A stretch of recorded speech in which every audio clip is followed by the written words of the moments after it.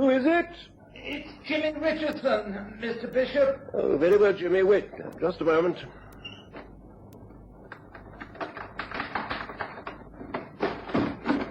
What the... Who are you? Get him quickly.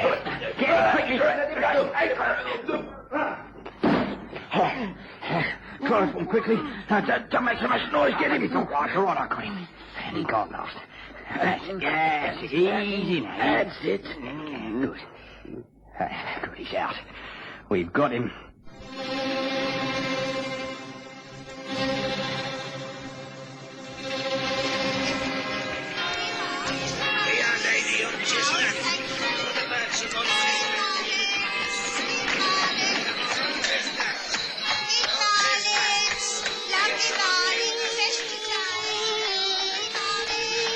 We present the stories of Sherlock Holmes.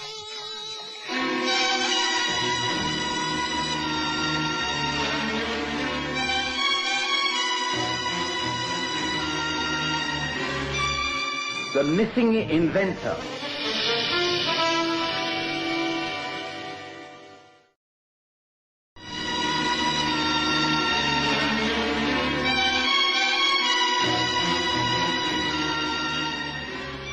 Over the years, I've been privileged to chronicle hundreds of the cases that Sherlock Holmes has worked on, and most of them, I'm happy to say, have been extremely successful. A few have been failures, and many so secret that Holmes has strictly forbidden me to write even the briefest account of them. But as the years pass and the names of the people involved fade from importance and the events become forgotten reports in the yellowing pages of newspapers, Holmes has relaxed his rules and allowed me to give an accurate account of how his influence and authority has actually changed the policies of many high officials. There was one case that is now over 10 years old. It happened back in 1881. I was still living in the rooms at 221B Baker Street. I clearly remember that it was summer, and for England, a rather beautiful summer, filled with clear skies, warm days, and leisurely evenings. But Holmes was rather bored, and, as always in these circumstances, he scanned the newspapers for any sort of unsolved crime. Nothing at all, Watson. The fine weather has made all London content. Not a single crime of interest reported in the daily press. Oh, surely you should be glad of that, Holmes. No law-abiding citizen can actually want a crime to happen. No, of course not. But the average person can give vent to his feelings in various ways. He can read books of violence and murder, adventure stories where the hero does things he dare not do himself. He can go to the theatre and rid himself of the emotions of anger and hatred. Unfortunately, I am unable to do that. I have to remain apart, to be analytical, dispassionate. I need something real to occupy my mind, not some fictional fantasy. That's why the only thing in this evening's paper that interests me is the so-called agony column, the personal cry for help. For instance, listen to this. It says here, "Colin, please come back. I forgive you and I am truly sorry, Florence." Now, that's human drama, if you like. Now, there's another here. The gentleman who helped an elderly lady to a hansom cab on Tuesday the 15th in Regent Street, please answer this box number where he will hear something to his advantage. Or even better still, what about this one? All is well with higher clergy. Await instructions, Seabird. Now, doesn't that stir the imagination, Watson? Can you work out what those messages mean in terms of human relationships? No, I can't. But, well, we approach life from different angles, Holmes. I'm concerned with the physical well-being of my patients, and I'm content to heal their bodies as best I can. I'll leave the imaginative workings of the mind to you. Ah, a visitor. This could prove interesting. I wonder if Mrs. Hudson's still with us. Yes, I think she is yet to say good night. She usually pops her head in. Yes, I think she's answering the door. Well, I know I have no appointments this evening. Oh, well, at least it will alleviate the boredom.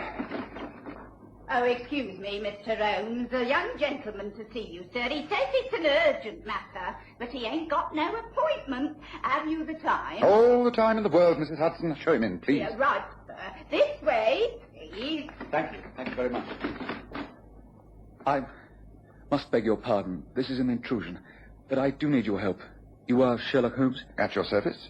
This is my friend and colleague, Dr. John Watson. How do you do? Whatever it is you have to say may be said in front of him. We work together on most of my cases. Please do sit down.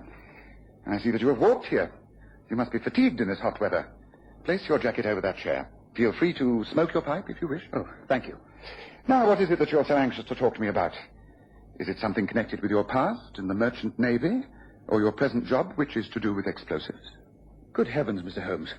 I was told that you were swift to deduce things, but how do you know all this about me? I know very little about you, except that you walk like a seaman, that you have a tattoo mark from Australia on your right forearm, and that while your hands are well kept, suggesting that you do not indulge in manual work, the hairs on both hands and arms have been recently scorched.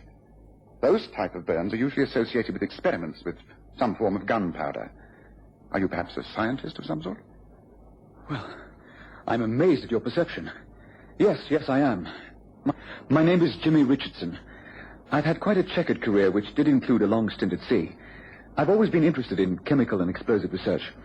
At the moment, I work for Mr. Giles Bishop in his experimental workshop at Twickenham. I've been with him for a little over a year now, and, well, it's because of him that I'm here.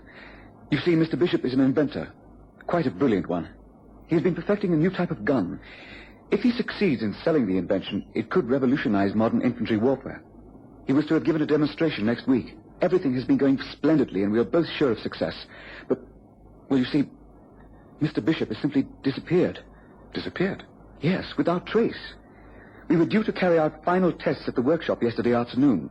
I arrived, let myself in with my key, and did some paperwork while waiting for him. He didn't arrive. I worked until 10 o'clock and then packed up and went home. I thought some technical matter arising from his negotiations with the War Office might have delayed him. Well, I woke early this morning and was once again at work before him. When he didn't arrive by 10 o'clock, I once again locked up and went round to his lodgings. The landlady, Mrs. Craddock, said he hadn't been seen since the previous evening. His bed was not slept in. He must have been missing for 2 days, and I'm at my wit's end. I don't know what could have happened to him. You've been to the police? No, I think the very nature of Mr. Bishop's work indicates that I should stay away from the police. Frankly, Mr. Holmes, I'm worried that someone is after our new invention. In the hands of a foreign power, it could have a devastating effect upon our military position in many parts of the world. You have evidence that the secrets of this new gun have been leaked abroad? No evidence at all. I've made a complete check of the workshop. All the equipment is intact. All the relative papers are safely under lock and key. Nothing is missing. I would know if there was. It's all untouched exactly as it should be for our demonstration. And then you're worried for Mr. Bishop personally? Yes. He's a wonderful man. It would be much more to the advantage of a foreign power to kidnap him and force all the knowledge from him than it would be to simply take the gun and its secrets. Please, won't you help to try and trace what has happened to him? It is far more important than I've been able to explain. I know that Mr. Bishop would not go off at this crucial time without letting me know what he was doing. He must have been abducted, forced away against his will. It's an urgent matter, Mr. Holmes. Please say that you will help.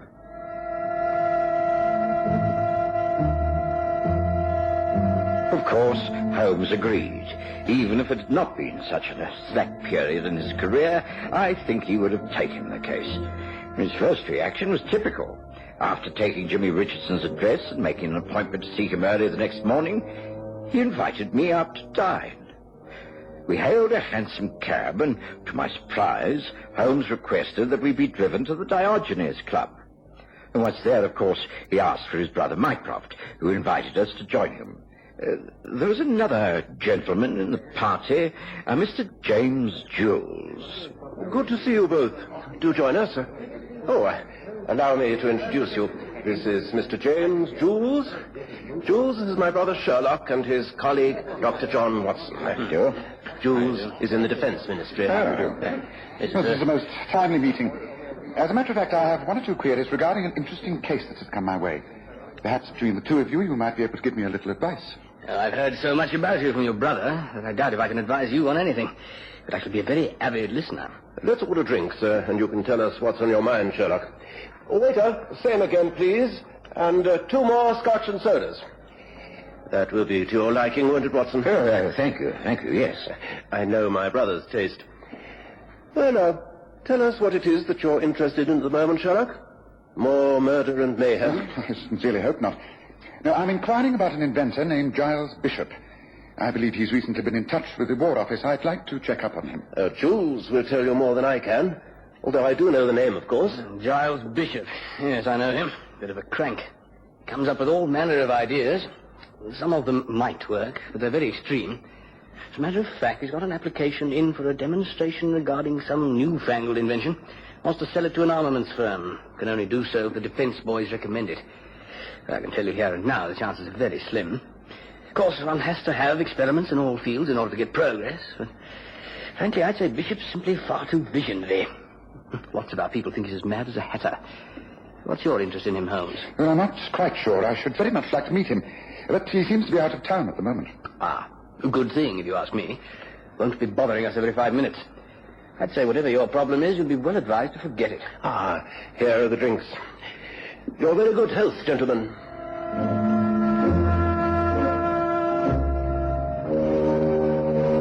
I was surprised that Holmes appeared to take James Jewell's advice, for he immediately changed the subject, and during and after an excellent dinner, the matter was not referred to again. We left the club quite early and took a hansom back to Baker Street. Holmes appeared thoughtful and hardly spoke. It wasn't until we were actually outside 221B that he showed any sign of interest. For having paid off the cab, we found young Jimmy Richardson waiting on the pavement. Ah, Mr. Holmes. Dr. Watson. I've been waiting for you. I have to tell you, I have received a letter from Mr. Bishop. He says there is nothing wrong and that he has simply gone away for a few days to think things out. But the letter is a fake. I'm sure it is. Please, won't you study it and give me some advice? I know it's late, but please, won't you agree? I'd rarely known a case start off so very tamely. I was surprised when instead of dismissing Jimmy Richardson, Holmes actually readily agreed and showed the young man upstairs to our sitting room. There, he asked to see the letter from the missing inventor. Oh, dear Richardson, a short note to say that I've gone away into the country for a week. I've been at it too hard, and I'm inclined to rather overdo it a bit. I want you to clearly understand that there is nothing to worry about. I will see to everything when I return. I want you to simply carry on as usual. Yours, Giles B. This is his handwriting? Oh, yes, it's his handwriting. No doubt about that. I don't think anyone has forged the note, but he must have been forced to write it. To start with, he would never call me Richardson. He would write Dear Jimmy. And then here, he would never sign himself Giles B. He would write G. Bishop. Yes. Also, I take it that he's a very educated man. Oh, yes, most learned. And yet he has split 3 infinitives in one short note. Yes, I think you must be right. The note is deliberately couched in this way to arouse suspicions and put us off the track. Did this come through the post? Yes, here, the envelope. See, you can just make out the postmark. Richmond, Surrey. Do you think that I should get in touch with the police after all, Mr. Holmes? Get them to alert the Richmond squad with a description of Mr. Bishop? No, I don't. If this letter was written under duress, then it would not be posted in an area where we can trace it back. Yes, I think I shall start from quite the opposite end. It's late now. There's nothing more we can do tonight. But first thing tomorrow morning, I should like you to take Watson and me to Mr. Bishop's lodgings. That is where we shall start. Now, shall we agree to meet at 7 o'clock here for an early breakfast? Jimmy Richardson was right on time the next morning, and Holmes, who had spent a good 20 minutes in deep thought over the agony columns of the morning papers, served him breakfast with no mention of his plans for the day. We took a cab and drove to Giles Bishop's lodgings. They were on the top floor of a terraced house in St. Margaret's Avenue, Spring Grove. Mrs. Mabel Craddock received us with genteel disapproval. Of course, you may see the rooms, although I consider it quite unnecessary.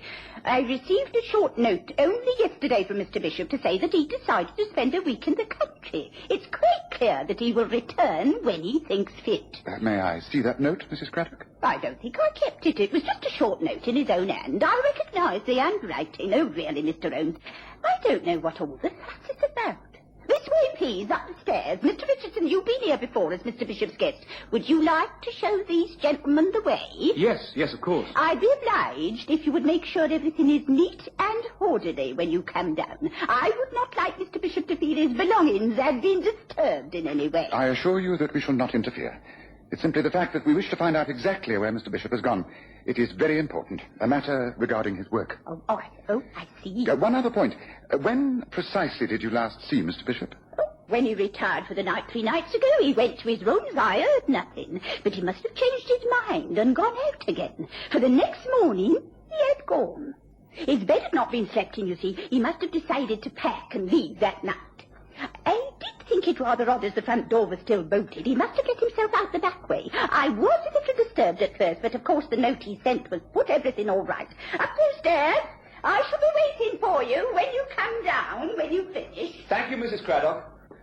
Please follow me. So, she had a note as well. I wonder what clues Mr. Bishop left, hoping that she would realize all was not well. I'm afraid Mrs. Craddock isn't the type to understand subtleties. No, in here. So these are his rooms. This is the living room, and through here, I presume, is the bedroom. Yes, I think this is the room we want. It looks out over the back roofs, doesn't it? A sash window, and outside, yes, a small fire escape to the roof. Just give me a hand with this, will you, Watson? Well, you think the bishop might have left through the window, Holmes? Well, that would certainly explain why Mrs. Craddock didn't hear anything. Yes, and also how the front door remained bolted. Just a moment. Don't touch anything until I've made a thorough examination. Yes, there are fresh scratches on the brown paintwork. See here and out on the ledge, near the iron staircase. Several cigarette butts. Did Giles Bishop smoke, Richardson? No, not at all. He maintained that it was too dangerous in the job that he's doing. Yes, I see.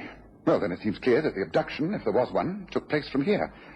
Come, Watson, let's see if we can follow a trail. I have an idea we're on the right lines at last. Holmes clambered out of the window onto the iron fire escape, and I followed him. The staircase led both up and down. Holmes went up, and we found ourselves on a flat rooftop. It seemed to lead to nowhere until Holmes pointed out yet another small flight of iron stairs that took us up and across yet another roof. Holmes moved slowly and carefully, examining the slates and tiles that gave way on either side. Eventually, he was satisfied. Yes, there's no doubt about it, Watson. I should say 2 men were involved. They carried or dragged our man across this space on the roof, and then... And then what, Holmes? Having got him up here, what the devil did they do? Well, there's only one explanation. Look, down there. See that roof? Yeah, large glass fanlight. Holmes? Is it possible that they took him through there? That's the only explanation. Well, what should we do? Climb down there and break in? No, I think that would be a little premature. No, Watson. We must spend the rest of the day making preparations. I must get in touch with Mycroft once again and visit a few newspaper offices. And then tonight, with the aid of Mrs. Craddock's back door key, we get into the house, come up here, and it is then that we break through that fanlight. Come. Let's go back the way we came. And not a word of this to anyone, not even Jimmy Richardson.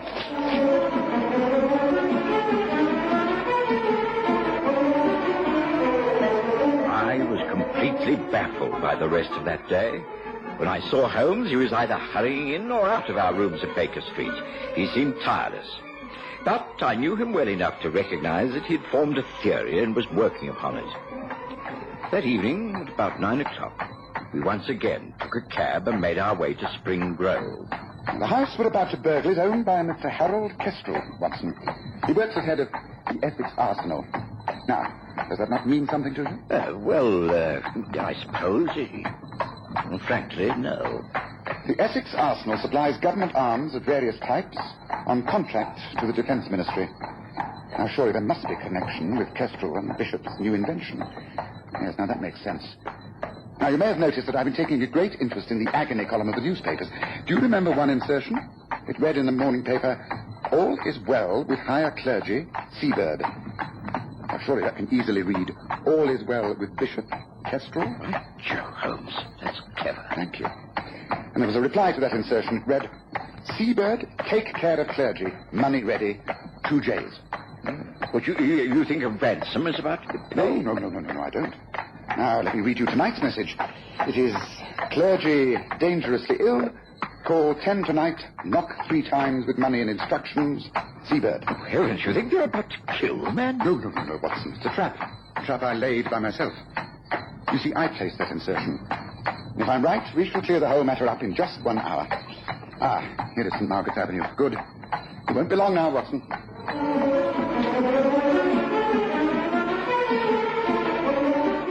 The entry into Bishop's lodgings and the quiet scramble across the rooftops in the evening light were far easier than I anticipated. Holmes had left nothing to chance.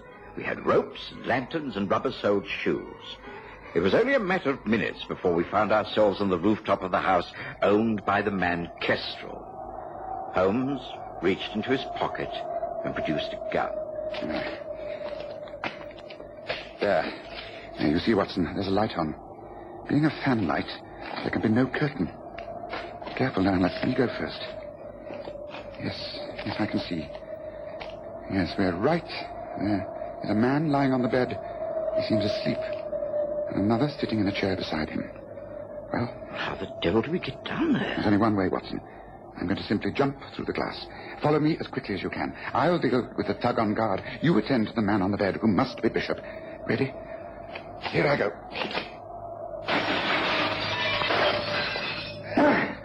All right.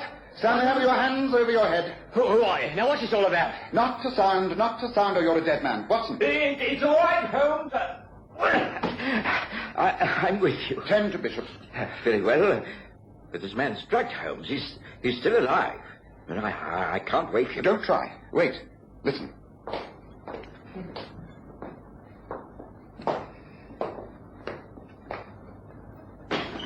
What's happening in here? What's in that? Stay quite still, Kestrel, and you won't be hurt. The game is up. The police are surrounding the house.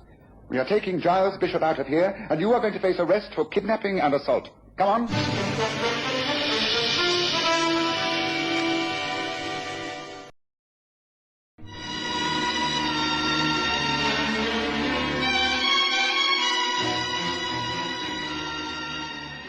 After that, events happened at a remarkable speed. The man named Kestrel must have realized that he could not escape. He refused to make a statement, wisely waiting for his lawyer to advise him. Holmes left me to take care of Bishop, and at gunpoint, forced Kestrel and the man called Woods downstairs. They didn't have long to wait before... Open it, Kestrel, and don't make a false move. Very well. Kestrel, what is it? What's wrong with Bishop? Why? We've caught the big fish at last. Come in, James Jules. Mycroft, bring the police in. The case is over. Well done, Sherlock. This way, man. This way. This way. Careful. Back at our rooms, Holmes was able to add the final detail. It was all arranged by James Jules, the two J's of the advertisements. He was in need of money. He arranged a deal with Kestrel of the Essex Arsenal. He would renew the standing contracts for a certain sum. But then Bishop came up with this new invention, which, if the Defense Ministry were impressed by the demonstration, would alter all their contracts for arms. Bishop simply had to be kept out of the way until the business deals went through. Luckily, we were able to foil the kidnappers. The demonstration will take place as planned. And who knows, it could revolutionize the whole of this country's defenses. Let's hope so.